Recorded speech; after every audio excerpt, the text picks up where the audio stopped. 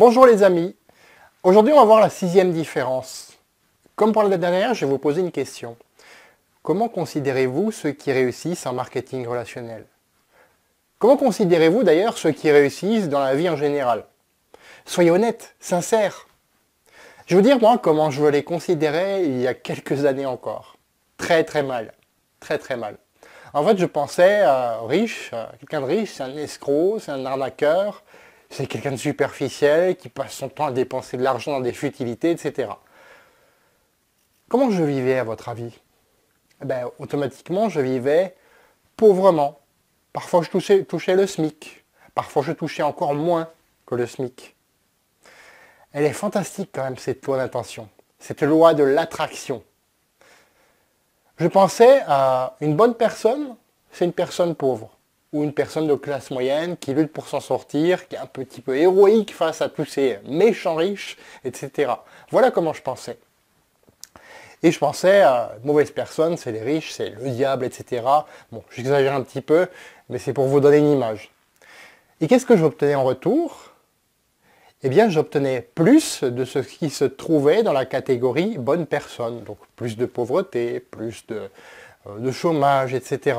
Plus de tout ce que je pourrais catégoriser comme faisant partie de la bonne personne pour moi. Puis, j'ai changé. J'ai changé pourquoi? Parce que j'ai compris que ce genre de conditionnement dont les médias nous gavent à longueur de journée, nous balancent à longueur de journée dans la figure, j'ai compris que ce genre de conditionnement, c'était des conneries. C'était des conneries, c'est des conneries. En plus, ils nous rajoutent maintenant la théorie du complot, machin chose, etc. Tout ça, coupez-vous de tout ça. Coupez-vous de tout ça. C'est vraiment quelque chose qui vous nuit, et même à la santé, quoi. Tout ça, c'est des conneries. Bon, je sais bien qu'il y a effectivement des exceptions, mais les médias nous montrent que les exceptions. Ils ne nous montrent jamais les milliers de personnes, justement, qui réussissent et qui aident les autres à réussir derrière. Qu'est-ce que ça m'a appris? J'ai compris que si je voulais changer mes résultats, je devais changer ma manière de considérer ceux qui réussissent, afin d'attirer à mon tour la réussite.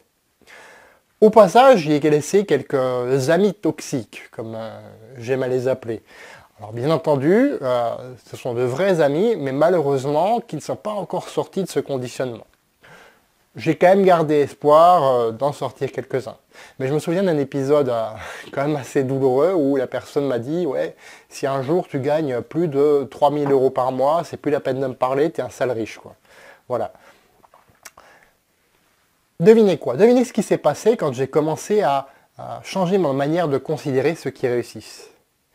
Eh bien, j'ai commencé à rencontrer de bonnes personnes qui, en plus, avaient réussi, par exemple, dans le marketing relationnel. Certaines sont devenues des amies, comme ma mentor Mélie Lavoisier par exemple. Au-dessus d'elle, Michael Delouis. Michael Delouis qui nous a gracieusement invités dans son ranch l'année dernière, qui nous a montré un petit peu comment il vivait. Il nous a invités, je crois qu'on était une trentaine ou une quarantaine de personnes, des Français qui avaient fait le déplacement aux États-Unis pour la convention de notre société de marketing de réseau. Donc il nous a invités, on a discuté, c'était très très sympa, c'était une ambiance bon enfant tout simplement. Arjonak aussi, cette année, donc en janvier, à la convention où on a fait les fous, on a dansé, etc. Et c'est une personne un être humain, et son but, lui, c'est d'aider le maximum de leaders à faire un immense cerveau collectif, il appelle ça Mastermind Event. Et c'est un événement qui rassemble chaque année plusieurs milliers de leaders en marketing relationnel. Voilà. Donc ces gens-là sont des gens formidables. C'est devenu des mentors, des modèles pour moi. Des modèles que j'ai envie de copier beaucoup d'aspects, justement dans ce domaine-là, dans ce domaine de la réussite et du succès.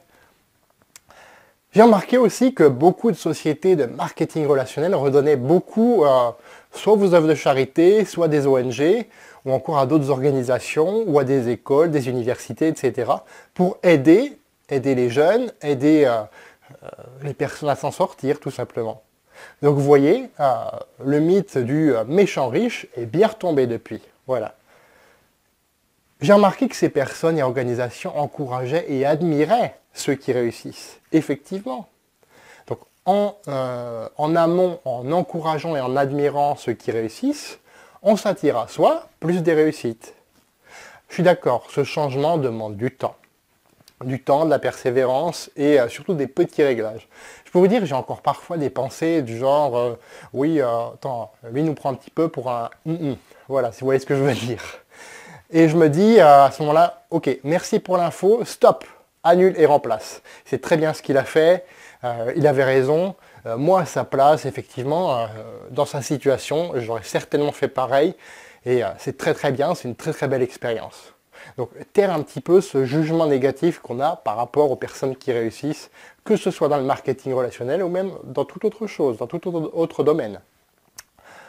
En guise de conclusion, je vous dirais simplement que le meilleur moyen de réduire le fossé entre riches et pauvres, dû principalement au conditionnement que je vous expliquais plus tôt, le meilleur moyen de réduire ce fossé, c'est quoi?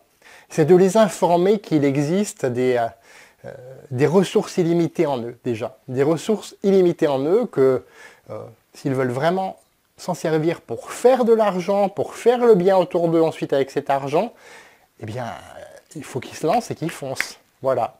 De leur permettre de réaliser leurs rêves, grâce également au marketing relationnel. Oui, là, j'avoue, je prêche un petit peu pour ma paroisse, mais c'est ça.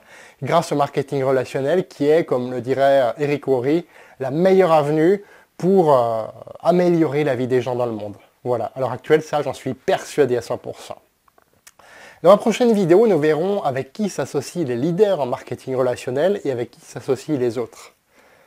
Dans l'intervalle, mettez un j'aime à cette vidéo, cliquez sur j'aime, donnez-moi votre point de vue, vos pensées, dans les commentaires.